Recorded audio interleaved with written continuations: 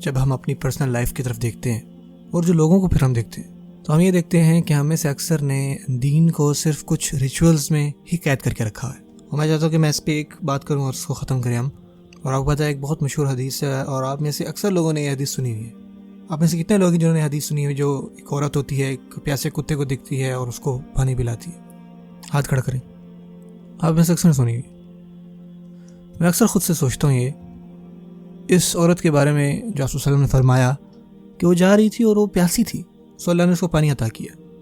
اور جب اس نے اس پیاسے کتے کو دیکھا، رسول اللہ صلی اللہ علیہ وسلم نے فرمایا کہ اس کے سوچنے کا انداز یہ تھا اللہ تعالیٰ نے مجھے پانی عطا کیا جب میں پیاسی تھی، تو مجھے بھی چاہیے کہ میں دیکھ رہی ہوں پیاسا کتا ہے تو میں بھی اس کو پانی پلاؤں. تو کیا کیا اس نے؟ جوتا لیا، جوتے میں پانی ڈالا اور اس کو جو ہے پانی دیا، اور اس کے اسی عمل سے اللہ تعالیٰ نے اس کی مغفرت فرمائی. اور میں خود سوچتا ہوں کہ آپ بتائیں آج کا مذہبی انسان کیا کرے گا؟ آپ پیاسے ہیں، پانی پینا شروع کیا ہے، اور اگر کتا آ جائے تو آپ استغفر اللہ، نجس، ناپاک، اس کو ٹانگ ٹونگ ماریں گے، اس کو لات ماریں گے اور اس کو بھگائیں گے اور سوچیں گے کہ آپ نے بہت اچھا کام کیا. انفارچونیٹلی یہی ہماری انڈرسٹینڈنگ ہے ریلیجن کے بارے میں.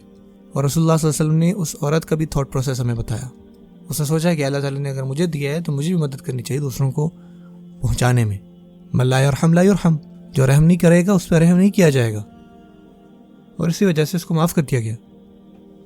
اس کا دین کے بارے میں سوچنا اور اس پر عمل کرنا بالکل ہی الگ تھا اکثر مذہبی لوگوں سے ہٹ کر. ہمیں سے اکثر لوگ اس کو بہت محدود، لمیٹڈ اور اس فیشن میں دیکھیں گے، سوچیں گے ہی نہیں.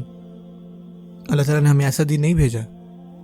اللہ نے ایسا دین ہمیں بھیجا ہے جو ہمیں ہر چیز کے لیے رسپانسبل بناتا ہے جو ہمارے ارد گرد ہو رہی ہو. جو بھی ہمارے ارد گرد ہیں اس سب کے لیے ہمیں رسپانسبل بناتا ہے.